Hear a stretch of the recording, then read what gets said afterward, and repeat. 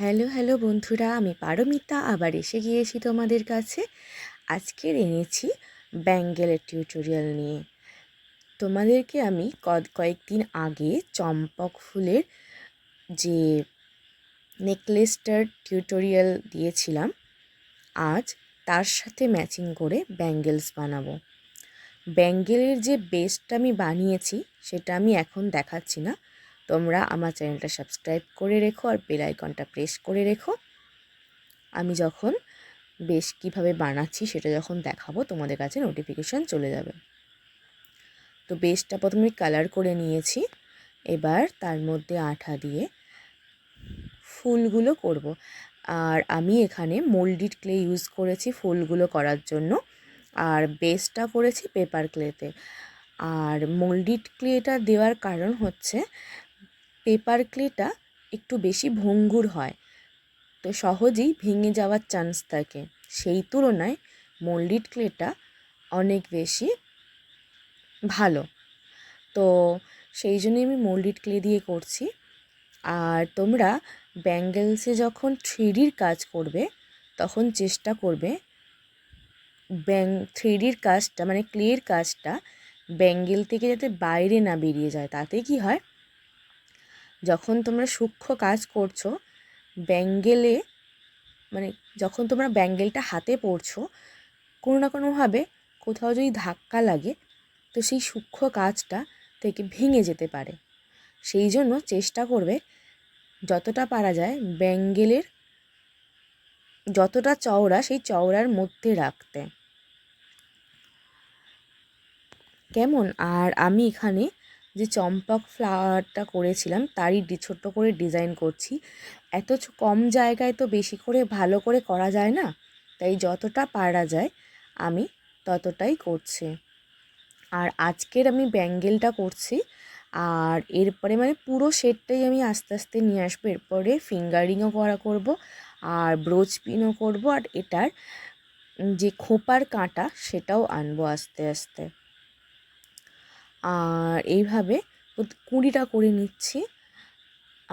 এটা আমি ফাঁকা ফাঁকা রাখতে চাইছিলাম না, আমার কেমন জানি না মনে হচ্ছিলো ফাঁকা ফাঁকা রাখলে খুব একটা ভালো লাগবে না, তাই আমি এটাতে পুরো ভরার ডিজাইন করব। আর প্রথমে লতা পাতা করে নিচ্ছি, মানে গাছের ডাল যেটা সেটা করে নিচ্ছি। গাছের ডালে ফুলগুলোও করে নেব।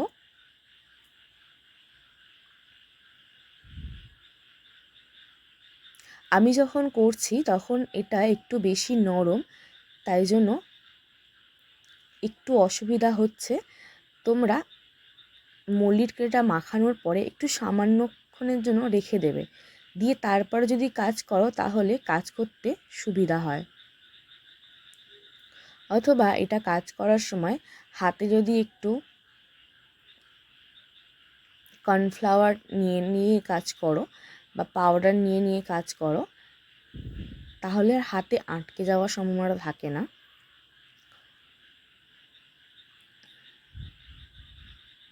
এইভাবে একের পর এক ফুল এবং তার ডাঁটি বৃন্ত সব লাগিয়ে নিচ্ছি।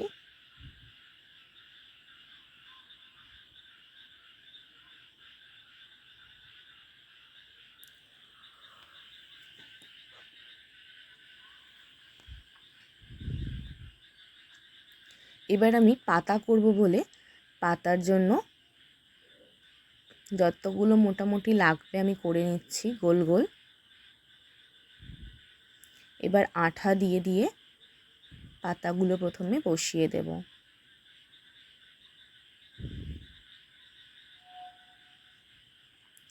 বন্ধুরা, তোমাদের যদি আমার এই টিউটোরিয়াল ভালো লাগে এবং এরকম ধরনের আরও টিউটোরিয়াল যদি পেতে চাও তাহলে আমার চ্যানেলটা সাবস্ক্রাইব করো।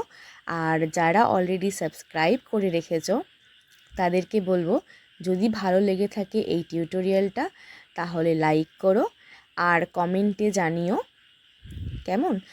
আর আমি পাতাগুলো দিয়ে এরকম আমি বেশি ফাঁকা ফাঁকা রাখছি না, বেশি পাতা দিয়ে একটু ভরাট করে নিচ্ছি। আর তোমরা যখন এই ব্যাঙ্গেলটা পরবে মানে তৈরি করে পরবে তখন ব্যাঙ্গেলের আগে এবং পরে এখনকার যে কাপড়ের যে ব্যাঙ্গেলগুলো হয় না, এর সাথে ম্যাচিং করে আগে একটা, তার মাঝখানে এটা, তারপরে আরেকটা কাপড়ের ব্যাঙ্গেল যদি পরো তাহলে এটা খুব ভালো দেখতে লাগবে, আর হাতটাও অনেকটা ভরাট ভরাট লাগবে। এই মুহূর্তে আমার কাছে সরু ব্যাঙ্গেল নেই, তাই জন্য আমি তোমাদেরকে এটার সাথে ম্যাচিং করে দেখাতে পাচ্ছি না। এইভাবে দেখো ফুল আর পাতা করে নিয়েছি, এইভাবে বাকিটাও করে নেব, কারণ বাকিটা না হলে কেমন ফাঁকা ফাঁকা লাগছে। আমি প্রথমে ভেবেছিলাম অন্য কিছু ডিজাইন করব, কিন্তু তারপরে ভাবলাম এর সাথে অন্য কিছু ডিজাইনটা অতটা ভালো যাবে না, তাই জন্য এই ডিজাইনটাই আমি কন্টিনিউ করছি। মানে চম্পা ফুল আর ফুলের যে ডাঁটি, এইটা পাতা, এটা দিয়ে আমি কন্টিনিউ করছি। তোমাদের যদি মনে হয় এখানে অন্য কিছু ডিজাইন করবে, তাও তোমরা করতে পারো।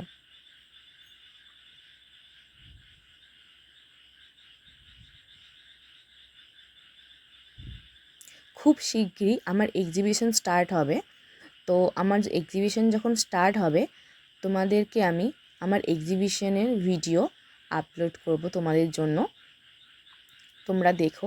আর যদি সম্ভব হয় তো আমি লাইভও করার চেষ্টা করব আমার এক্সিবিশনে। আমি খুব কমই প্রাইভেট এক্সিবিশন করি, আমি মেনলি গভর্নমেন্ট এক্সিবিশনগুলোই করি। তো যখন এক্সিবিশন হবে, আর তবে আমি সব এক্সিবিশন করতে পারি না, যেহেতু সব কাজ আমি নিজেই করি বাড়িতে, তাই পুরো এক্সিবিশনগুলো আমি করতে পারি না। 2 থেকে 3টে এক্সিবিশন আমি করি, তো মানে বড় এক্সিবিশন 2 থেকে 3টে করি, আর ছোটোখাটো কয়েকটা করি। তো যখন আমি এক্সিবিশন হবে, পুজোর আগেই এক্সিবিশন হবে আমার, সেগুলো আমি চেষ্টা করব তোমাদের ভিডিওতে দেখানো, যে আমি কী ধরনের এক্সিবিশন করি বা কেমন জায়গায় করি।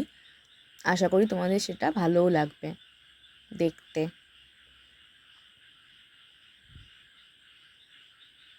সরি বন্ধুরা, কাজ করতে করতে আমি বুঝতে পারিনি ভিডিওর থেকে বেরিয়ে কাজটা হয়ে গেছে। এবার আরও যে পাতাগুলো আছে সেগুলোর জন্য করছি।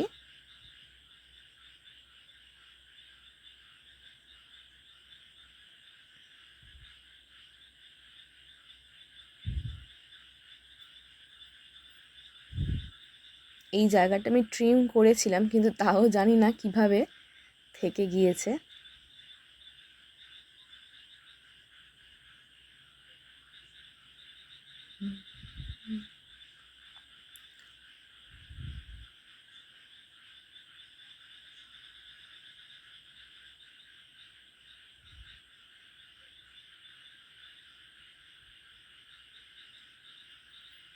আমাদের ক্লের কাজ রেডি, এবার আমরা কালার করব।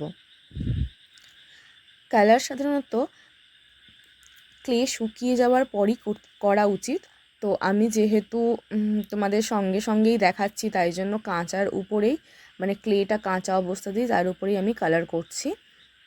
আর আমি এখানে যেহেতু এটা একটু বেশি কি বলবো, ঘন ডিজাইন হয়ে গেছে, এখানে আমি সেই জন্য কোনো শেড দিয়ে কালার করিনি, তাতে কি হবে জিনিসটা আরও বেশি হজবরল হয়ে যাবে। সিম্পল কালারেই রেখেছি। তবে ফুলের ক্ষেত্রে সামান্য একটু শেড দেব 3Dটা বোঝানোর জন্য। আমি এখানে ইয়েলো কালার করে নিচ্ছি, সব ফুলগুলোতেই ইয়েলো কালার এইভাবে করে নেব। এবার সব ফুলগুলোতে করার পরে এবার একটু অরেঞ্জ দিয়ে শেড দিয়ে দেবো হালকা করে, 3Dটা যাতে বেশি ভালো করে বোঝা যায় সেই জন্য শেড দিয়ে নেব। এইটার সাথে তোমরা যদি প্রথমে শেষে একটা করে লাল রঙের যে কাপড়ের যে ব্যাঙ্গেলগুলো হয় সরু সরু, সেগুলো যদি দিয়ে পরো তাহলে খুব ভালো লাগবে।